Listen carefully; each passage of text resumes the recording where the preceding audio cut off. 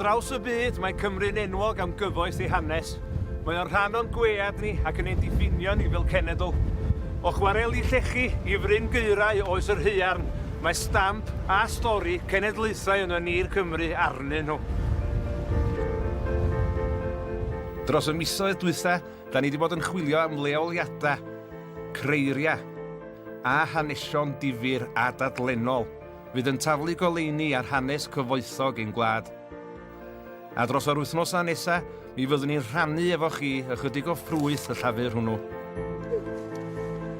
Byddwn ni agor cistia, droria a drysa i ddarganfod darn bach o hanes.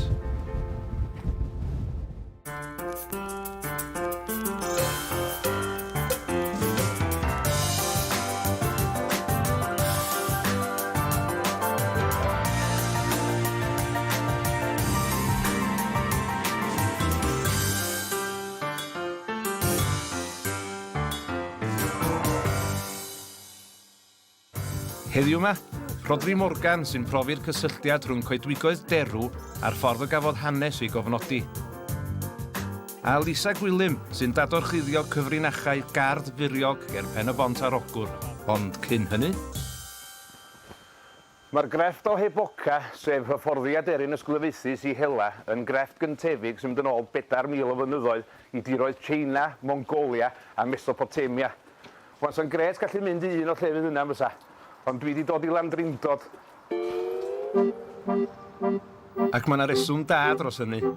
Achos yma yn Landrindod mae amgueddfa Sir Faesyfed ac mae yna grair go arbennig yn byw no. A dyma o fan hyn.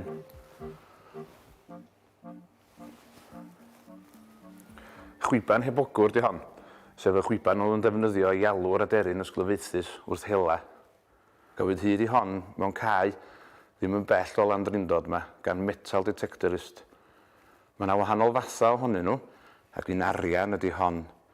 A mae hynny'n awgrymu bod i pherchenog hi yn rhywun cyfoethog ac yn ddylanwadol yn yr ardal yma, efallai rhywun o'r man fonedd neu'r uchelwyr lleol ystalwm. Ac am bod hi'n arian hefyd, mae hynny wedi galluogi amgueddfa genedlaethol Cymru i'w dyddio hi drwy brofi purdeb yr arian. Ac mae'r profion wedi dangos bod hon yn dyddio o gwmpas 1650. Felly sut mae'n gweithio?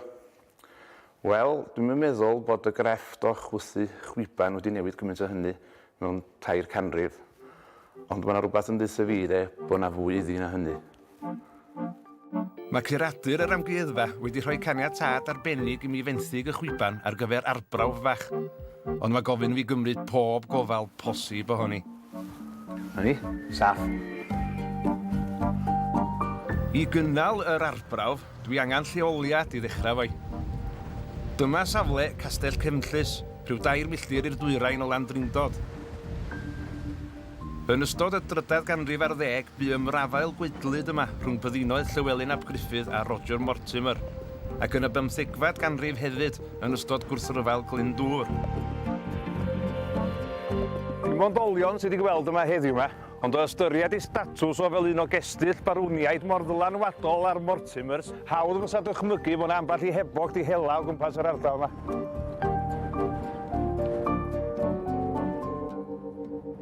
Un ffynhonnell hanesyddol sy'n cyfeirio at hebogwyr ydy cyfreithiau Hywel Dda, ac yn yr adran sy'n cyfeirio at gyfraith y llys, mae o'n rhestru aelodau'r llys yn ôl i statws, gan ddechrau fo'r brenin, wedyn y frenhines, wedyn yr edling, sef yr etifedd.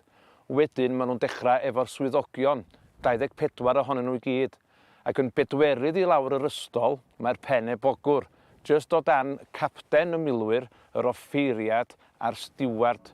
Wel, dyna chi beth i statws. Cystal yr olygfa o ben y mynydd, i lawr yn y dyffryn y byddai hebogiaid y llys wedi hela. Yma'n helpu fi ailgreu golygfa ganoloesol, mae'r hebogydd cyfoes, Islwyn Jones. Iawn, Islwyn?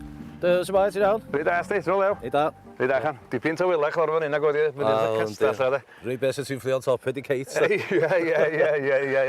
Wel, nhw'n dweud I mi de bod yr hen ben hebogwyr yn mwynhau lot o barch a statws ers dalwm. Doedd y brenin yn dalwch ceffil chi a falle. Awn adwy beth sy'n rhyw fath wan. Ia, ydych chi'n cael gymaint o barch dydyn yma? O, mae'r adar yn cael chwaneg y barch na fi wan. Ia, illa fo nhw. Yes, maen nhw'n smart, dim hon yn smart gen ti.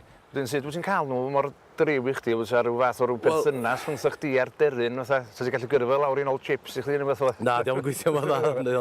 Dwi wedi darllen o'i gwaith bod llyfrau ddim yma, bod bobl yn dweud bod nad os o ddim perthynas, mae bwyd ydy'r unig. Reit. Dwi'n coelio hynny, mae'n adar un, neu di chwerthu'n wan, ond mae'n adar un watch o television o fi o bob peth.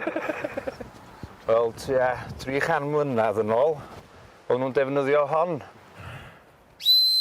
Dwi'n ma'n ogystal o hon bob lyfi. Dwi'n nim. Ar ôl 300 mlynedd. Dwi'n seis hwnna, ta? Mae hon yn fwy, de. Ond, chwtha di hwnna, ta? Mae hon yn mynd allan o diwn. Mae'r un pitch I fi di. Mae yn yr un pitch. Dydy ar ôl 300 mlynedd. I ddeg gwir, mae hon yn gweithio well. Yndi? Wel, na fol I. Chwtha'n bach I galed tro. Well un fach. Wel, weithio fod yn nhw. Mae statws islwyn fel hebogwr yn amlwg yn ddigon uchel I gael cynorth wydd, lowri peacock. Ar fraich lowri, mae Paddy, yr hebog dwi ar fi'n dod i'w nabod. Dim ond cig ma'n o bita, cofio? Dim ond cig, e? Dim ond cig, Mae'n ddigon o gig yn ei fel pwy. Wel. Reit. Hwna fan ewan. Lle bod y chwisl di wan? Ie, na ni. Siw wysi di. Na chdi, siwr na i ti. Reit, so ti oedd o'r ewan. Na ti. Iawn? Iawn. Ffro hi. O, mae'n dod. Ew. Anhygoel.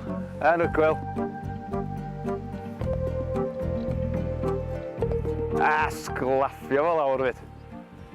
Sbiwch. Ar ei chwiber weithio de, a wwa dwi'n teimlo fel pen hebogwr go iawn.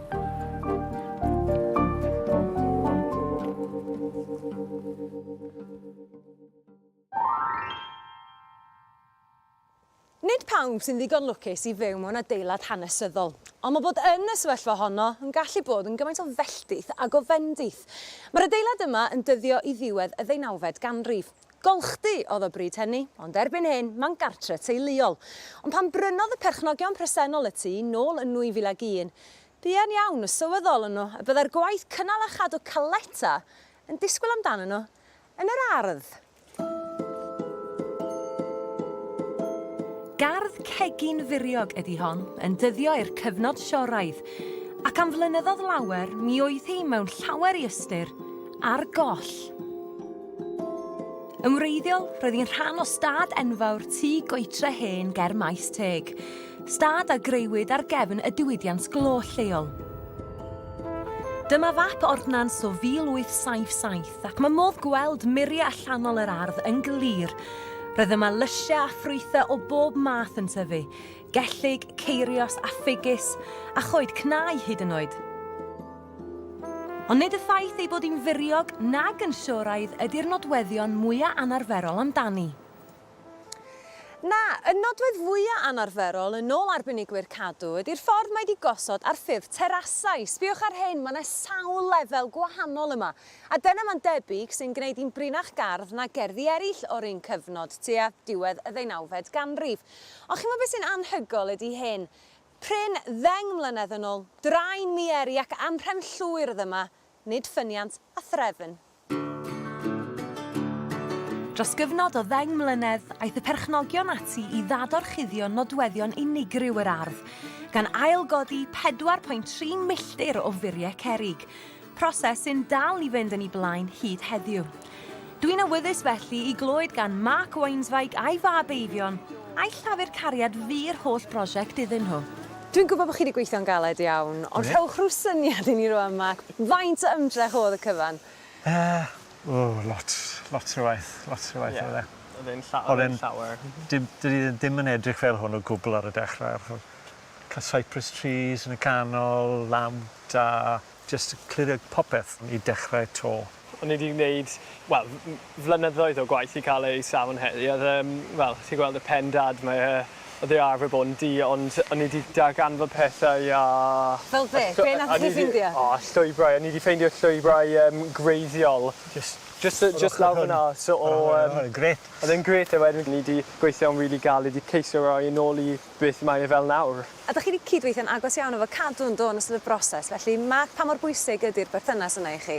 Oedd gweithio gyda y cadw yn bwysig achos rhaid i gael tipyn o confidence i sut i gwneud y pethau a pethau'r hanes ar gyfer waliau. Nhw'n egluro lot o pethau. Ie. Jyst bod yn siŵr ni'n gwneud pethau'n iawn. Ac un peth sydd dal yn llygad i, Mac, ydy'r tŷ gwydr yma? Tŷ gwydr? Wel, oedd yn shed pan cyrraedd o'n i'n fan hyn. A pan cyrraedd y cadw, mae'n y gwydr ffantastig o'r oes Georgian. Ac wedi tynnu 6 trailers full o sbwriel. Na.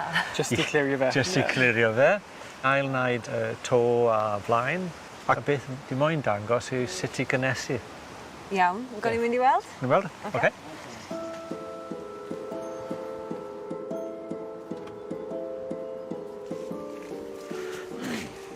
Felly pam ydych chi wedi dod yn ei tu allan i'r ardd?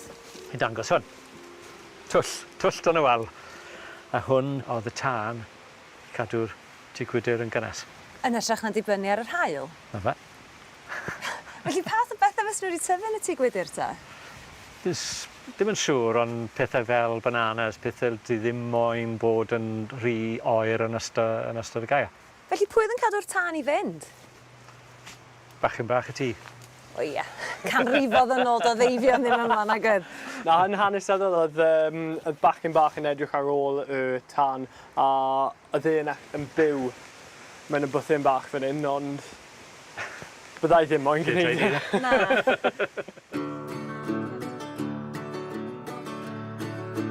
Be'n union sy'n tyfu yma ta? Cennin fyna, ffa, afalau ar y wal, panas. Ni'n cael ffrwythau mewn fan hyn, a ni'n cael moron a tatws a Jerusalem artichoke. Beth bynnag ti moyn bwyta, mae mewn y gardd. Ie.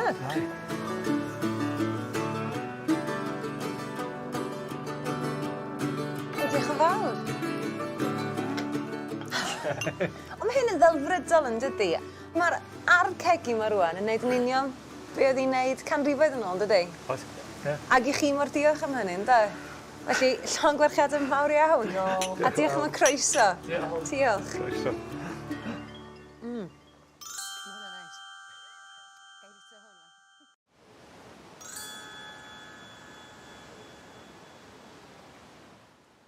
Lle bydden ni heb inc? Mi fyddai'n fyd dipyn clotach, mae hynny'n sicr. Mae hanes yn cael ei greu bob dydd wrth gwrs, ond mae rhaid i gyfnodi fe yn does. A dyna lle mae'r pethau hyn mor bwysig. Mae'r bles coed, ac am tua 1400 o flynyddoedd yn Ewrop o leia, y rhain oedd yn cael ei defnyddio i greu inc. Dychmygwch, mi fyddai'r inc o'r marblis bach yma ym mhotiau cyfreithwyr Hywel Dda, William Williams, Pantycelyn.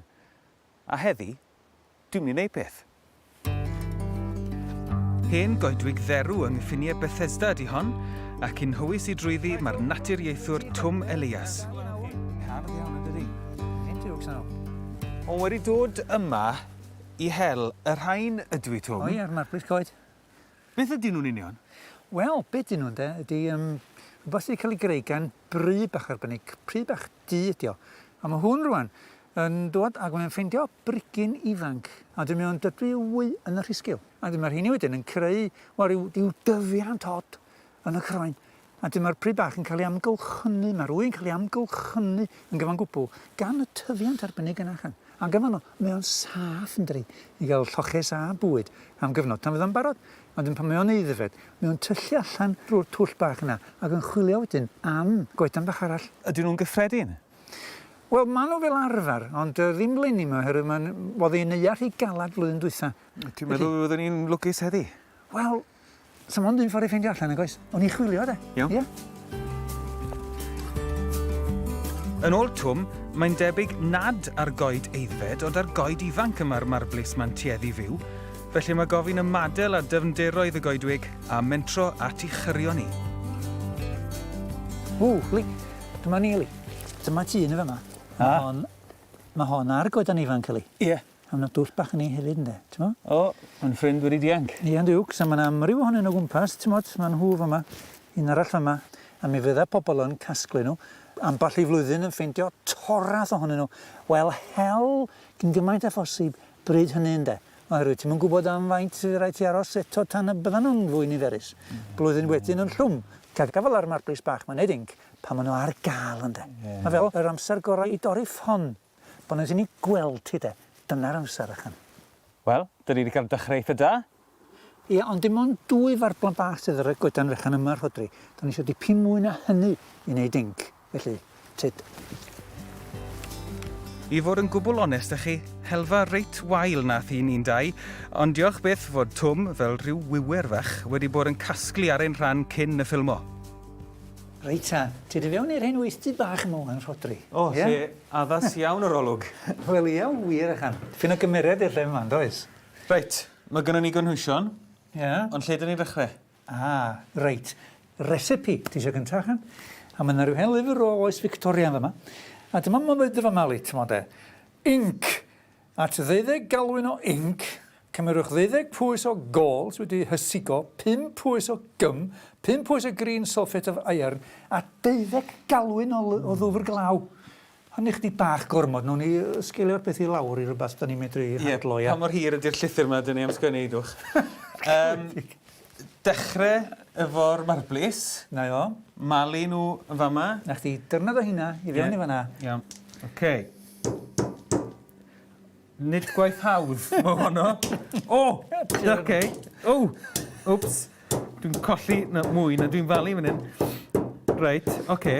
Gen i deimlad bod hynna'n dod. Mae nhw'n weddol frai. Ie, mae nhw'n oce. Ie. Unwaith ydi torri'r gragan, mae o'n iawn, dri. Ari. Reit, a munud i malu nhw. Be dyn ni'n neud efo nhw nesa? O, mae gen ti ryw 50 gram ddydwn ni wedi cael ei malu fanna rwan. Y peth nesaf di i rhoi nhw mewn 500 ml o dŵr glaw, de, a berwi hwnnw allan am 2 awr. 2 awr? 2 awr, ia. Ond, lle bod ni'n gorfod gwastraffu, gymaint o amser yn gynnu de. Dyma chdi beth, dwi wedi wneud yn gynharach yn ymachan. Pwy fysa'n meddwl, Twm Elias o bawb yn troi'n un o gyflwynwyr Blue Peter o flaen ein llyged. Ond ta waith, dyma gyflymu y broses gymharol lyfurus hon i chi mewn rhai eiliadau. Yn gyntaf, 50 gram o gym arabica, 50 gram o swlffat haearn. Ychwanegwch ddŵr poeth at y ddau a'i gwneud yn bast. Ydy hwnna'n bast? Gwyddo lyfn gyn ti mi eich di bach yn lympio, Grodri? Mae'n cystal am ar wraig ydi arfer adre, dwi'n meddwl. Nesa, tolltwch y 2 gymysgedd i mewn i jwg, yna hidlo dŵr brown y malurion marblis ar ei hôl. Ac wrth iddo oeri, roedd Twm yn fy argyhoeddi trwy adwaith cemegol y byddai'n troi'n ddilas, fel inc. Yr inc go iawn, ie? Nawr dwi yn gweld y lliw yn ddilas, fel y dydych chi. Beth am cael potal bach mwy synhwyrol efallai. Wedyn, twall hwnna i fewn rwan i'r botal. Aros di. A ni echan? I ni'n barod i sgwennu llith go iawn, dwi'n meddwl. Papur, sgribin a sgwennu. Inc.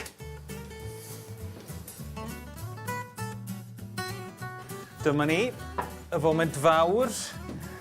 Dwi'n meddwl na i fentro y cwilsyn neu'r blien hardd yma.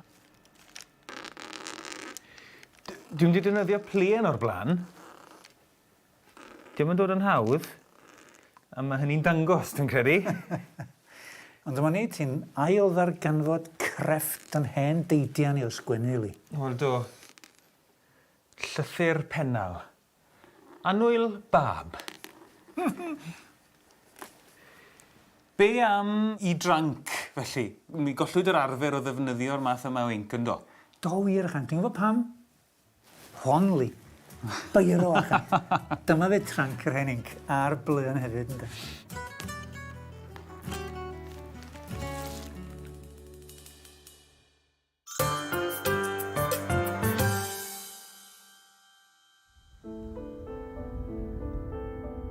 Vivian Parry Williams dwi, a mi nes i ymddeol yn waith yn Mwerdydd Tangrisia yn 1994 a mi eisiau ymlaen wedyn i Brifysgol Bangor Lle nes i raddio mewn hanes Cymru, a mi na'n 58 oed. Mae gen i ddiddordeb mewn hanes lleol, yn enwedig hanes Penmachno, a chwaral Cwm Penmachno, chwaral Rhyw Bach yma hyn.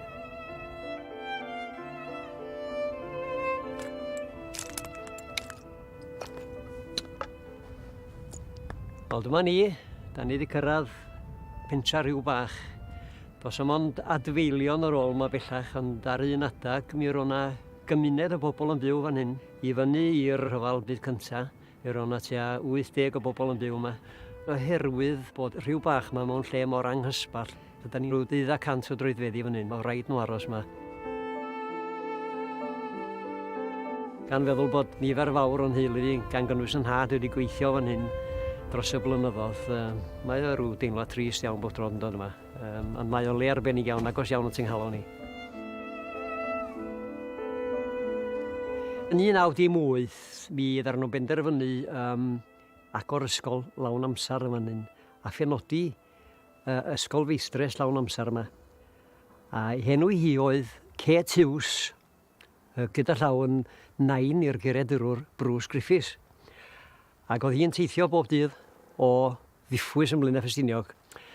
Roedd hi'n gorfod dod i fyny yn y bora yn ista mewn wageni gweigion oedd wedi mynd o Rhyw Bach yma yn llawn o noson cynt.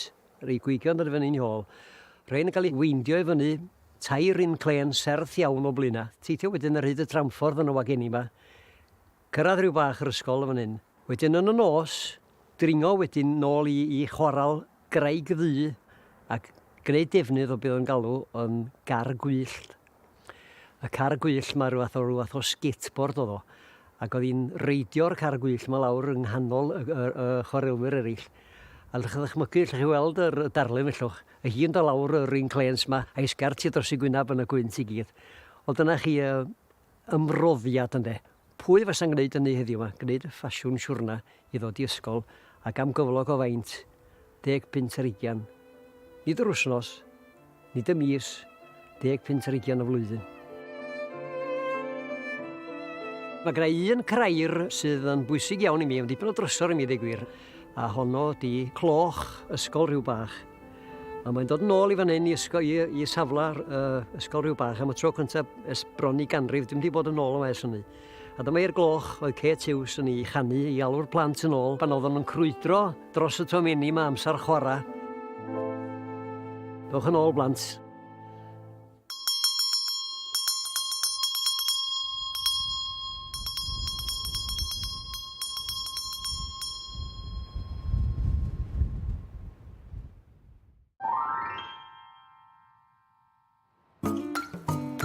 Yn ogystal â'r holl greiriau mae modd i chi ei gweld yn amgueddfa Werin Sain Ffagan, mae yna filoedd ohonyn nhw mewn storfeydd hefyd.